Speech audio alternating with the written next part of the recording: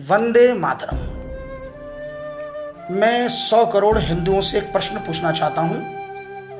वर्तमान अफगानिस्तान के परिप्रेक्ष्य में यदि किसी दिन आपको पता चल जाए कि आपकी शैया के नीचे अर्थात आपके बिस्तर जिस पर आप सोते हैं उसके नीचे कोई भयंकर विषैला सर्प हो और आपको पता है कि वो सर्प है, तो क्या रात भर चैन और सुकून की नींद आपको आएगी? विचार कीजिएगा, शायद नहीं आएगी।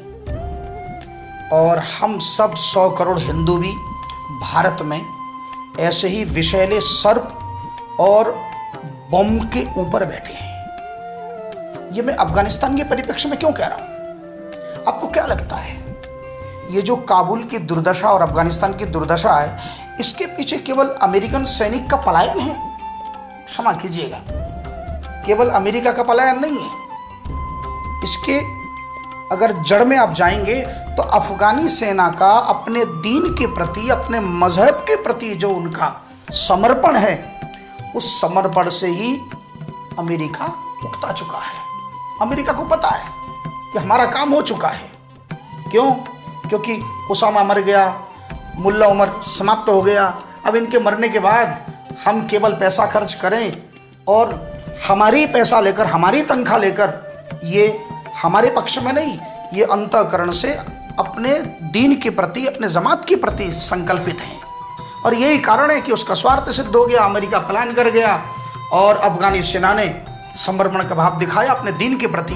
और यही कारण है कि चंद मुट्ठी भर तालिबान के सामने घुटने टेक दिए और समर्पण कर दिया। मैं इतिहास की 2 छोटी छोटी घटनाओं का जिक्र करना चाहूंगा आप सबको, मैं, ताकि हमारे हिंदू भाई भी भारत में सजग और सावधान हो सकें। इतिहास की प्रथम घटना ले रहा हूं अकबर के जीवन से। हल्दी घाटी का युद्ध स्मरण होगा, अकबर और महाराणा प्रताप के मध्य में हुआ था। और दोनों ही तरफ राजपूताना सेना, यानी हिंदू सेना, अकबर की तरफ से भी राजपूत लड़ रहे थे और महाराणा प्रताप की तरफ भी लड़ रहे थे, दोनों तरफ थे। तो अकबर की तरफ का एक सैनिक बदायूनी ने पूछा अकबर से, बोले हुजूर, हम गोली किस तरफ चलाएं? कि उधर भी देखो तो भी हिंदू नजर आते, इधर भी हिंदू, तो हम गोली किस पर चलाएं? उसी समय अकबर का कमांडर था आसफ खान। उसने कहा, क्या फर्क पड़ता है, जिधर मन करे उधर चलाओ। अगर उधर मरे तो भी काफिर मरेगा और हमारी तरफ से मरे तो भी काफिर मरेगा। हमारा उद्देश्य काफिरों को मारना। देखा वो अपने स्टैंड के प्रति कितने सजग हैं। और ये प्रसंग जो मैं आपको बता रहा हूं, ये अप्रामाणिक नहीं है, प्रामाणिक है। स्क्रीन पर आप इसका प्रमाण, जिस पुस्तक से मैंने ये इतिहास पढ़ा उसका रेफरेंस दे रहा हूं, आप देख लीजिए। और इतिहास में एक दूसरी घटना और है, प्रथम विश्व युद्ध की घटना। प्रथम विश्व युद्ध में ब्रिटेन और भारत, ये संयुक्त सेना जिसमें हिंदू भी थे मुसलमान भी थे, क्रीमिया में जर्मनी के पक्ष में लड़ रहे थे। लेकिन अचानक क्या हुआ? अचानक जो मुस्लिम थे वो, चूंकि वो तुर्की के साथ में थे और तुर्की के विरुद्ध युद्ध करने को तैयार नहीं थे। आगे आगे हिंदू फौज और पीछे पीछे मुस्लिम फौज।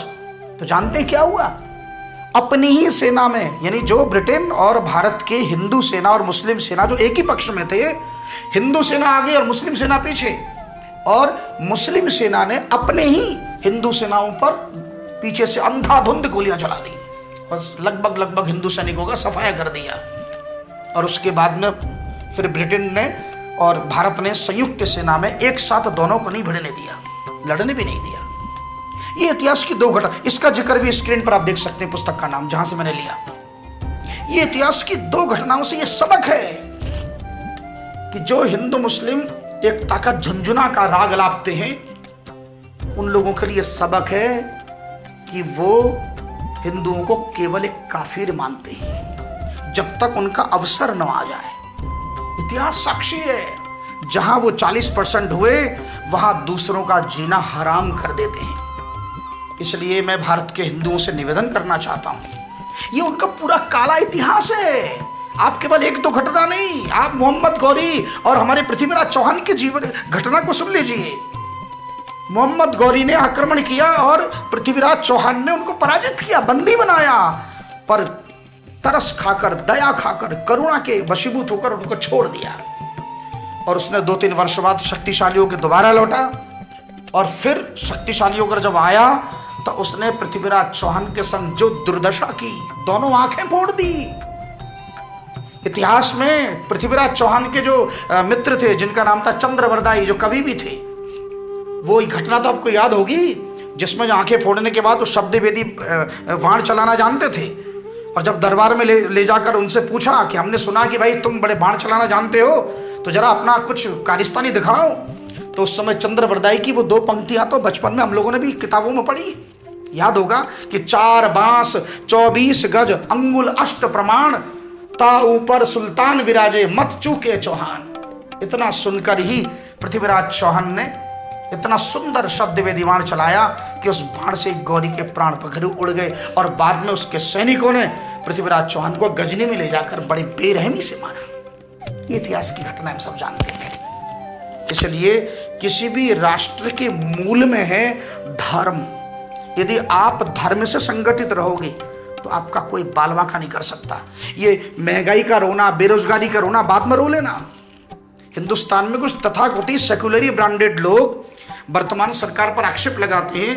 मैं एक बात आपको बता दूं, ये हम सबका अनंत जन्मों का पुण्य है जो प्रधानमंत्री मोदी और उत्तर प्रदेश में मुख्यमंत्री योगी जैसा एक हिंदू समर्थित शासक हमें प्राप्त हुआ है, क्योंकि हमें हमारे अनेकों शताब्दियों से खोया हुआ हिंदुत्व का जो गौरव है इन दोनों ने वापस किया है। राम मंदिर के माध्यम से पूरे ब्रह्मांड में और गंगा आरती के माध्यम से पूरे विश्व में हिंदुत्व के गौरव को पुनर्स्थापित किया है। इसलिए शुक्र मनाइए कि ये दोनों आज हमारे सामने है। इसलिए महंगाई और बेरोजगारी का मुद्दा तो बाद में है। जब आप राष्ट्र नहीं बचेगा, अफगानिस्तान में नंगा नाच हो रहा है, बड़े बड़े आलीशान कोठियां, बड़े बड़े बंगले, बड़े बड़े महाराज जिमखाने, ये सब छोड़ छोड़ कर पलायन कर गए, और वहां देखिए तालिबान का नंगा नाच हो रहा है। उसी प्रकार आप महंगाई, धन बचा के बड़े बड़े महल कोठी, महंगे महंगे घर बनाइए, पर जब धर्म से संगठित नहीं है, जब आप एक दूसरे से लड़ते हैं, जातिवाद और भाषावाद और न जाने क्या क्या बात पाले हुए हैं, मैं निवेदन करूंगा कि जातिवाद को कुछ दिनों के लिए भूल जाइए। मैं इससे पूर्व भी कह चुका हूं, अभी सब हिंदू एक हो जाइए, चाहे वो गुर्जर हो, चाहे जाटव हो, चाहे ब्राह्मण हो, चाहे वैश्य हो, चाहे क्षत्रिय हो, चाहे शूद्र हो, सभी भाई एक हैं। केवल एक हिंदू और श्रेष्ठ हिंदू बन जाइए। और हिंदू बनकर संगठित कैसे होंगे? धर्म की रक्षा धर्म के माध्यम से होगा। कहीं भी सत्संग हो, जागरण हो, चाहे वो कथा हो, वार्ता हो, कहीं पर भी मंदिर हो तो मंदिर जाइए, सत्संग में जाइए, जागरण में जाइए। सभी हिंदू आपस में मिलिए, संगठित रहिए, एक दूसरे से मिलेंगे, एक दूसरे की आना जाना करेंगे तो मनमुटाव दूर होगा। और सभी हिंदू, नहीं तो फिर वही होगा कि राजपूत आधे मुगल की तरफ से लड़ रहे हैं और आधे महाराणा प्रताप की तरफ से लड़ रहे हैं। ऐसा नहीं होना चाहिए। राजपूत तो सब राजपूत हैं, सबको संगठित यदि होते तो अकबर में सामर्थ्य नहीं होता। हिंदुस्तान की ओर तिरछी निगाह करके देखे, जो गलती हमारे पूर्वजों ने की वो गलती हम नहीं करें, बस इतना सावधान रखें। इसलिए बार बार कहता हूं कि इस समय वर्तमान में राष्ट्र की कुछ समस्याएं हैं। हो सकता है कि कुछ लगे कि महंगाई बहुत बढ़ रही है, पेट्रोल डीजल बहुत बढ़ रहे हैं। इसके पीछे मैं स्वयं एक अर्थशास्त्री हूं, मुझे पता है क्यों हुआ है। पूर्व में जो उधार ले लेकर, अरब कंट्रियों से जो उधार ले लेकर हम लोगों ने भारत में कर्ज ले लेकर जो भारत का जो राजकोष खाली किया है, उस राजकोष को, उस उधार को चुकाने में सरकार को पैसा खर्च करना पड़ता है। इसीलिए आपको थोड़ा बोझ लगता होगा, किंतु अपने राष्ट्र के लिए, अपने देश के लिए हम इतना तो सहन कर सकते हैं। आज बहू बेटियों की क्या दशा हो रही है काबुल में, कि आप चाहते हैं कि हमारी बहू बेटियों के साथ भी ऐसा हो? और ऐसा हुआ है। कश्मीर में ऐसा हुआ 90 के दशक में, जब हमारे ब्राह्मणों को मार मार कर और लाशों को जिंदा चौराहे पर लटका दिया गया था, हमारी बहू बेटियों को काट काट कर जब चौराहे पर लटका दिया था, उस समय कहां थे? क्यों? क्योंकि हिंदू संगठित नहीं थे। इसलिए आज मैं आपसे निवेदन करना चाहता हूं। मैंने क्यों कहा कि हम बम के ढेर पर बैठे हैं? मैंने क्यों कहा कि हमारे शैया के नीचे सर्प बैठा है? जानते क्यों? उसका नाम है देवबंद का, उनका विश्व का सबसे बड़ा मदरसा, जिसे दारुल उलूम कहते हैं। और ये बहुत दूर नहीं है, दिल्ली से बहुत दूर नहीं है देवबंद। देवबंद में मैंने कम से कम 8-10 भागवत की है। वहां के जनमानस से मैंने पूछा तो सब कहते हैं, बोले महाराज यहाँ मिनी पाकिस्तान है। सरकार भी डरती है उनके इलाके में जाने से, पुलिस डरती है वहां जाने से। अब आप सोचिए, हमारे ही देश में, हमारे ही बगल में, हरिद्वार के तो बिल्कुल बगल में है, और यहाँ के जो दारुल उलूम से निकले हुए जो विद्यार्थी हैं, विद्या प्राप्ति को तालीब कहते हैं, बहुवचन में तालिबान कहते हैं। तो इनके जो मदरसों में जो शिक्षा दी जाती है, मदरसों में तालिबानी तो पैदा किए जाते हैं। तो हिंदुस्तान में कितने हजार कितने लाख मदरसे हैं और उनमें कितने तालिबान हैं। तो ये सारा जिस दिन ये लोग संगठित हो गए तो वो बम फटेगा, और बम फटने के बाद वही दशा होगी जो काबुल में इस समय उन्हीं के भाई बंधुओं की हो रही है। एक दिन काबुल में हिंदू बहु बेटियों की नीलामी हुई, आज तालिबान के लोग उसी अफगानिस्तान के मूल निवासियों के साथ भी वही दशा। इसलिए भारत में ये नौबत न आ सके तो कम से कम अब भी कुछ नहीं बिगड़ा। हम सब 100 करोड़ हैं। यदि हम आपस में संगठित हो जाएं, केवल क्षुद्र राजनीति के चलते केवल जातिवाद, भाषावाद और क्षेत्रवाद को भूल जाएं, तू कौन मैं कौन सब भूल जाइए, और ये हिंदू मुस्लिम का जो झुंझुना है ना, इसे बजाना छोड़ दीजिए। वो अपने स्टैंड पर कायम है, क्या काफिर केवल मारने योग्य है। आप अपने स्टैंड पर कि हम हिंदू गले लगाने योग्य हैं, इसलिए हिंदू हिंदू को गले लगाइए। उनसे केवल उतना ही वास्ता रखिए जितने में आपका स्वार्थ सिद्ध होता हो। बस चलते फिरते राम राम कर लीजिए, ज्यादा गहराई में मत जाइए। अपने सनातन धर्म की सेवा कीजिए, अपने धर्म को संगठित कीजिए।